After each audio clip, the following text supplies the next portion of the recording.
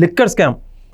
ప్రస్తుతం liquor scam అంటే దేశవ్యాప్తంగా అందరి కళ్ళు ఆంధ్రప్రదేశ్ వైపే చూస్తున్నాయి. అంతగా లిక్కర్ స్కామ్ జరిగించింది గత ప్రభుత్వం. అయితే ఇప్పుడు దీనికి సంబంధించి ఏ విధంగా లిక్కర్ స్కామ్ కొనసాగించారు, ఏదైతే డబ్బుని ఏ రూపాల్లో హవాలా మనీగా మార్చారు, ఇవన్నీ తెలిసి ఎవరైతే ప్రస్తుతం ఈ కేసును విచారిస్తున్నటువంటి సిట్టు పోలీసులు, అదేవిధంగా ఈడీ అధికారులు కూడా నోరెళ్ళబడుతున్నటువంటి పరిస్థితి. ముంబై, అదేవిధంగా ఉత్తరాది దేశంలోని అనేక ప్రాంతాల్లో బిచ్చగాళ్ళని సైతం వదలకుండా వాళ్ళ పేరు మీద అకౌంట్లు క్రియేట్ చేయడం, ఇలా అనేక భిన్నమైన రూపాల్లో ఈ యొక్క లిక్కర్ స్కామ్ జరిగించినట్టు అర్థమవుతుంది.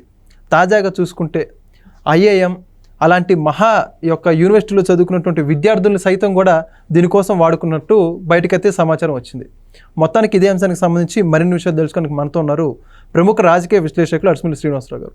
సార్ నమస్కారం అండి. నమస్కారం సార్, లిక్కర్ స్కామ్ దీంట్లో ఇప్పటికే చూసుకుంటే ఆంధ్రప్రదేశ్లో గతంలో ఒక చదువుకున్నటువంటి డిగ్రీ చేసినటువంటి యువకుల్ని బార్ షాపుల్లో పెట్టారు, టీచర్లని కరోనా టైంలో వాటికి క్యూలైన్లో పెట్టారు. ఇప్పుడు చూసుకుంటేనేమో ఉత్తరాది ప్రాంతాల్లో అంటే ఎవరైతే చాలా ఉన్నతమైన యూనివర్సిటీలో చదువుకున్న యువత ఉన్నారో వాళ్ళందరికీ కూడా ప్రభుత్వ ప్రాజెక్టు అని చెప్పి ఈ రంగంలోకి దించి డబ్బు ఈ యొక్క హవాలా నగదుని మార్పిడి కోసం కావచ్చు కొరియర్ బాయ్ లాగా వాడుకున్నారు. కొంతమంది తెలియకుండా దీంట్లో ఇరికిచ్చేశారు.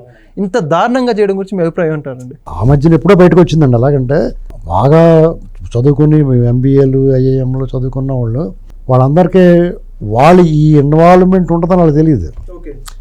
వాళ్ళు జాబ్ ఇస్తారు, వాళ్ళ ఇన్వాల్వ్మెంట్ అంతవరకే అనుకుంటారు. వాళ్ళ అకౌంట్లు లేదచ్చుగా వాడుకుంటూ ఉంటారు. కొన్నాళ్ళు పోయేటప్పటికి వాళ్ళకి షాక్ తగులుతుంది. అది తెలిసిందే బయట రాలేరు. వాళ్ళు తెలుస్తుంది, అప్పుడు తెలుస్తుంది వాళ్ళకి అప్పుడు దొరికిపోయిన బాబు అని. అలా వీళ్ళు షెల్ కంపెనీలు పెట్టినా లేకపోతే వీళ్ళకి ఆరితేరిపోయి ఉన్నారు ఇందులో. ఈ లిక్విడ్ క్యాష్ని దాన్ని ఏ రూపంలో ఎలా తరలించాలనేటువంటి దాంట్లో వాళ్ళు మాస్టర్స్ చేశారు. ఇప్పుడు ఒక అమెరికాలోనో యూకేలోనో ఒకటి చేత ఒక షాప్ పెట్టిస్తారు, ఒక టైల్స్ షాపు. అక్కడ ఎవడో కొండవు, అసలు ఆ వ్యాపారం ఉండదు, దాని పని జరగదు. కానీ ఒక మంచి షోరూమ్ పెట్టి ఒక షాప్ పెట్టిస్తారు, దాని ద్వారా దందాలు చేస్తూ ఉంటారు. మనం ఏమనుకుంటాం, టైల్ షాప్ పెట్టుకుంటాడు అనుకుంటాం. ఎవడో ఇప్పుడు నేను ఉన్నావు, ఏమైనా నువ్వు టైల్ షాప్ పెడుతున్నా, నువ్వు పెట్టుకొని నీకు డబ్బులు పెడతా అని చెప్పి అన్నానికి భలే చేసేటప్పుడు ఎంత మంచివాడు అనుకుంటాం. నీకు ఎంతో నెలకి ఎంతో కొంత నీకు ఆదాయం వచ్చేలాగా ఏర్పాటు చేస్తారు. కానీ నీ పేరు మీద నీ వ్యవహారంలో కోట్లాది రూపాయలు చేతులు మారిపోతాం, హవాలా మనీ లాండరింగ్ జరిగిపోతాం. తర్వాత ఎప్పటికప్పుడు కొన్నాళ్ళు పోయినారు పోలీసులు వచ్చి నిన్ను రమ్మంటున్నారండి అంటారు. అప్పుడు తెలుస్తుంది నీకు, అప్పుడు దాకా తెలియదు. ఇది వరకు ఇదంతా వాళ్ళే చేసేవారు షెల్ కంపెనీలో. దీంట్లో మల్టిపుల్ పర్సన్స్ ఇన్వాల్వ్ చేశారు. ఈసారి మధ్య వాల్యూమ్ ఎక్కువ డబ్బు. అప్పట్లో అంతా అదో రకం భూములు లేకపోతే కంపెనీలు వాటాలు కొనటం అదో రకం. ఇదంతా కూడా వీళ్ళే ఆ డబ్బులు వచ్చి మేము ఈ గది నిండా డబ్బు పడిపోయిందని దీన్ని ఎలా సర్దాలో తెలియక ఇలాగ ఇన్వాల్వ్మెంట్ చేసి పంపించారు. కంటైనర్ డబ్బులు ఇతర దేశాలు పంపించారు. ఆఫ్రికా దేశాల్లో భూములు కొన్నారు, మైన్స్ కొన్నారు, ఫ్యాక్టరీలు పెట్టి భారీ ఎత్తున. అసలు వీళ్ళు ఆడవడో నిత్యానంద స్వామిలో ఒక దేశం పెట్టుకోగల సమర్థత అంతా వీళ్ళకి వచ్చేసింది. సామర్థ్యం ఉంది. ఇప్పుడు ఫైనాన్షియల్గా వెరీ స్ట్రెంగ్త్ అయిపోయి ఉన్నారు. ఒకవేళ ఈ దేశం నుంచి వెళ్ళిపోయే అవకాశం వచ్చిందానికి ఇంకా అలాగే తప్పదు. మనకే ఇక్కడ ప్రజలు మనల్ని ఎన్నుకునే అవకాశం లేదు, మనకి ఇక్కడ స్థానం లేదని తెలుసుకున్న రోజుని ఎవడో ఆపలేడు, వెళ్ళిపోతారు వాళ్ళని.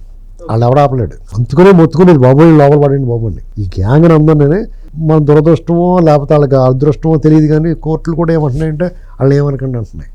అదే కదా, కొన్ని అలాగండి అంటున్నాయి. మరి ఏ వెసులుబాటు ఉందో వాళ్ళ ఆర్గ్యుమెంట్ ఎంత బాగుందో తెలియదు. వాళ్ళ ఆర్గ్యుమెంట్ బాగుందా, ప్రభుత్వం తరఫున ఆర్గ్యుమెంట్ తక్కువ వీక్గా ఉందో తెలియదు. కానీ జగన్మోహన్ రెడ్డిని మంగళవారం దాకా వాయిదా వేస్తున్నాం. అప్పుడు దాకా కఠినమైన చర్యలు, తొందరపాటు చర్యలు ఏముంటాయో నాకు అర్థం అవ్వట్లేదు. ఎవరైనా చెప్తే బాగుండు. తొందరపాటు చర్యలు అంటే ఏముంటాయి, అరెస్ట్ చేయడం గట్టా ఉంటుందన్నా అదేమో తెలియదు. మరి వాళ్ళ ఉద్దేశం ఏమి ఉండొచ్చు. సరే, ఈ దేశంలో న్యాయం అందరికీ సమానమే కాబట్టి జగన్మోహన్ రెడ్డి గారు కొంచెం ఎక్కువ సమానం.